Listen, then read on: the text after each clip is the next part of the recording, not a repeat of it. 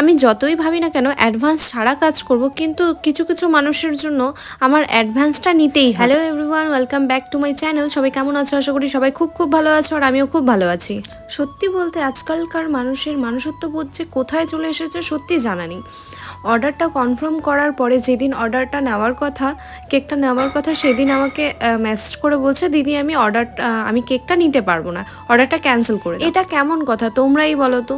আর যারা আমার থেকে কেক নেয় তারা সবাই জানে যে আমি কারো কাছ থেকে কখনো অ্যাডভান্স নিয়ে থাকি না, কিন্তু যা দেখা যাচ্ছে এইসব মানুষের জন্য তো আমার এখন সবার কাছ থেকে অ্যাডভান্স নিতে হবে, তাছাড়া আর কিছুই করার নেই।